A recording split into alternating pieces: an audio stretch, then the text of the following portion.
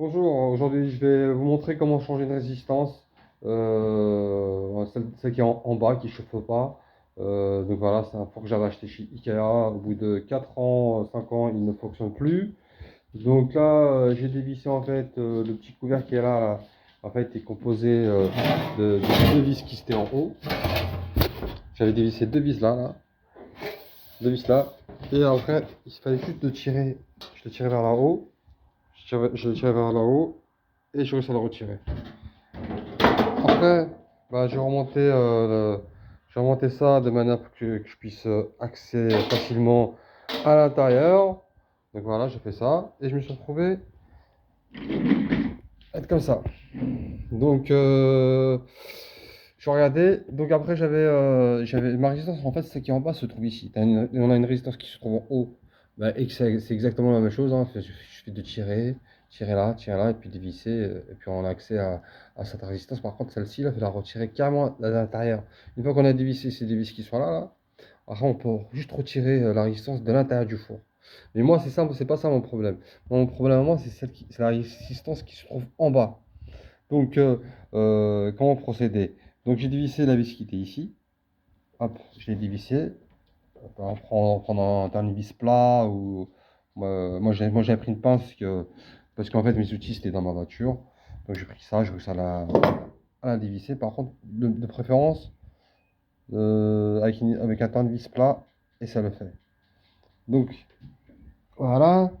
Donc on tire en tirant un petit peu fort, on arrive à la débrancher. Il faut faire une bonne vidéo avant de commencer votre réparation. Comme ça, vous puissiez savoir comment remonter les câbles. Voilà, donc je les mets à côté. Je crois que ça ne me gêne pas.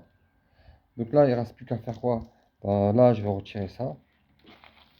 Je vais retirer ça en fait de manière que je puisse la retirer sans être gêné. Voilà. En fait, cette résistance, je vais essayer de la trouver quelque part, hein, chez un fournisseur ou quelque part chez le bon coin, hein, on voit bien, je sais pas. Ça a été fondu carrément ici, là. Regardez comment c'est l'état de cette résistance. On voit bien quand même, ça demande d'être changé. Donc voilà, il suffit de la retirer, franchement, que de jeter son four. Je m'en trouve une résistance à peu près celle-là. Là. Je pense même d'ailleurs, à partir du moment où ça rentre, franchement, je pense que ça va le faire. Parce qu'en fait, il faudra regarder par rapport aux fixations. À partir de ces fixations, elles sont exactement de la même dimension. Donc il faut les refixer, quoi. Après la largeur, peu importe, puisqu'on a vraiment suffisamment d'espace quand même, hein, ici pour jouer avec la largeur du four, hein. On voit bien, hein, il y a suffisamment d'espace à dire, qu'il soit petite, grande. Le plus important en fait c'est ici. C'est ici. Il faut que ces fixations puissent s'adapter à ça. À partir de là, c'est bon. Donc moi je me trouve cette résistance, je la démonte. C'est démonté. On voit bien, elle est foutue quoi, regardez. Voilà, carrément foutue cette résistance. Bousillée. Voilà. Voilà mes amis. Voilà. Voilà. C'est-à-dire après, une fois que j'aurai acheté une nouvelle résistance, on va essayer de la trouver. Il suffit de faire quoi? Il suffit enfin, d'enlever tout ce qu'il y a à enlever ici, de manière qu'en remettant cette nouvelle résistance, ça va pas gêner. Enfin, juste, ça sert de retirer tout, hein. On laisse la mousse qui se trouve en bas. Ben ça sert de isolant pour demain quand vous allez la remettre. Comme ça chauffe pas la tôle, quoi. Donc là, on remet cette résistance à son endroit qu'elle était avant. On passe, on la passe juste en dessous, là, comme ça, là. Parce que si on fait ça, ça va gêner. Ça va bloquer, c'est pas bon. Donc on passe par en dessous, là, ça passe tranquillement.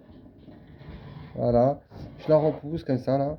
Et je viens à l'endroit qui est là. Et là, je vais chercher quoi? Je vais chercher la vis qui était tout à l'heure. Que j'avais récupérée, que j'avais dévissée. Et là, en fait, je viens mettre cette vis ici, là-dedans. On la remet dans le trou, là, à l'endroit où elle était, quoi.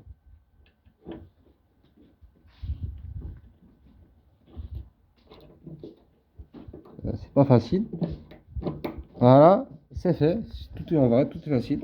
Et là, après, une fois que qu'elle est là, elle là-dedans, on vient avec le tournevis, on resserre, on resserre, on resserre, on revisse, on resserre, on resserre, on resserre. Une fois que c'est bien resserré. Et là, qu'est-ce qu'on fait? Et là, on fait quoi? On vient par ici. On remet les câbles comme elles étaient avant. Le jaune avec le jaune, le noir avec le noir. Mais moi, ce que j'ai fait, j'ai pris une photo, bien sûr. Après, si je vois mes raccordements ne correspondent pas à la photo, donc finalement, le câble droit il était du mauvais côté. Donc, euh, donc, ce que je fais, je retire, je le remets là, et le jaune, je le remets là. Et là, j'appuie, en appuyant, ça se refixe. Là, je peux même appuyer, là, je vais vous montrer une petite démonstration. Là. Hop, c'est fait. J'appuie, j'appuie dessus, ah, c'est fixé. Et là, par exemple, j'ai envie de retirer. Comme bon, c'est pas vissé, parce que comme je dois changer ma résistance, donc en tirant un petit peu, je retire, voilà, c'est retiré. Et là, je fais ça. On tire un peu, ça va bien. Voilà, c'est retiré. Bien sûr, hein, moi, j'ai pas encore changé ma résistance, mais je compte bien sûr acheter une comme ça et la refixer quoi. Après voilà, donc au moins je puisse retrouver mon four. Parce que mon four, à un moment donné, un coup il chauffe, un coup il chauffe pas. Enfin, il chauffe pas du tout celle d'en bas, mais la résistance qui se trouve en haut fonctionne. Et puis voilà, donc voilà le modèle que j'ai ici. C'est un modèle que j'ai acheté chez Ikea, il a après 5 ans. Et ça m'est déjà arrivé, ça fait la deuxième fois, il fonctionne pas. Bon, pour la première fois, bon, elle était sous garantie. Bon, bah, j'ai fait jouer la garantie. Donc, il y avait un technicien qui est venu changer la résistance. Peu de temps après, au bout de 2 ans et demi. Et voilà, quand c'était encore recassé. Franchement, voilà, donc c'est un modèle comme ça. Là, c'est mon four. Donc voilà, puis j'avais une petite lumière ici à l'intérieur et qui s'allume pas. Pendant que qu'en mettant la lumière ça ne marchait pas.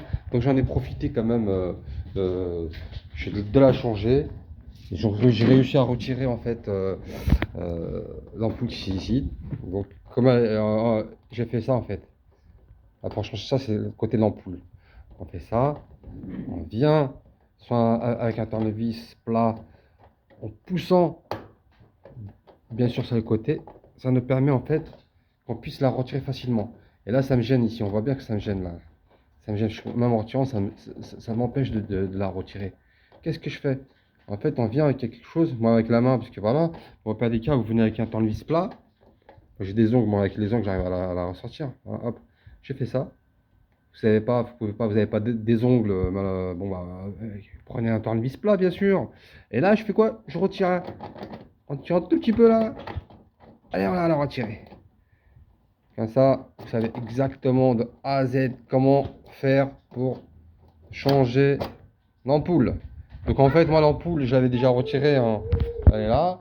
Donc l'ampoule, l'ampoule là. Elle est où? Je ramène l'ampoule. Elle est là en fait l'ampoule. C'est l'ampoule comme ça en fait, elle était grillée. Elle est là l'ampoule. Faites une bonne petite vidéo avant de tout retirer. Et moi en fait, en tirant ça, j'avais constaté que le verre qui se trouve à l'intérieur est carrément éclaté quoi. Je sais pas comment je pourrais avoir ça, hein, parce que je sais pas si ça se vend ça ou pas. Si je peux le changer, ce serait bien. Sinon, par des cas, hein, j'achète l'ampoule de ce modèle. Hein, en essayant de trouver à peu près le même modèle. Hein. Vous prenez cette ampoule, vous la ramenez chez un fournisseur, vous lui montrez. Et puis, je pense que ça ne doit pas coûter cher quand même. Hein. Puis voilà, je pense que ça va pas coûter le prix du four. Hein. Parce que si c'est le prix du four, bah, qu'est-ce qu'on va faire? On va le jeter. Hein. Autant en acheter un de nouveau, bien sûr, mes amis. Donc voilà, qu'est-ce que je fais? En fait, l'ampoule, une fois que je l'avais achetée, il n'y a pas de sens, bien sûr, hein, pour mettre l'ampoule. Hein. Parce que c'est exactement, il n'y a pas un mâle ou un femelle, c'est pareil. Hein. Donc il suffit de venir comme ça ou comme ça, peu importe. Hein. Voilà, je la fais comme ça. En faisant ça, j'appuie dessus. Ah là, c'est fixé. Il suffit juste de le remettre à son endroit. Là, pour vous dire, ça s'enfonce plus dans les deux sens. Là, j'inverse. J'ai inversé. Et là, en inversant, ça, en cliquant, ça se met. Et là, après, une fois que c'est fait, bien sûr, en remettant ça, en essayant de ne pas emmêler les câbles, de le faire de le faire proprement. Voilà. Je reviens remettre cette résistance, cette ampoule en remettant dedans. Donc voilà, moi, de préférence, je préfère la mettre les câbles vers le bas que de les mettre en haut, parce qu'ils sont en mettant en haut, c'est pas le top quoi. Les câbles ils sont un peu, sont pas bien mis quoi. Moi de préférence, je préfère les mettre les câbles vers en bas. Voilà, et là il suffit juste de le remettre à son endroit. Voilà. Et là en remettant à son endroit, et ça sera fixe. Donc moi personnellement, donc cette ampoule, je vais la retirer bien sûr. Je compte en acheter une, comme ça moi je puisse utiliser le four avec la lumière pour voir mes plats que j'avais mijotés durant la cuisson. Donc voilà, j'espère que cette vidéo vous a plu, ça vous a permis d'avoir quelques renseignements comment réparer votre résistance et ça vous coûte pas très cher hein, que de jeter le four d'en acheter un autre. Voilà, merci. Bon bah abonnez-vous ou likez, ça me fera plaisir. Merci. À bientôt mes amis.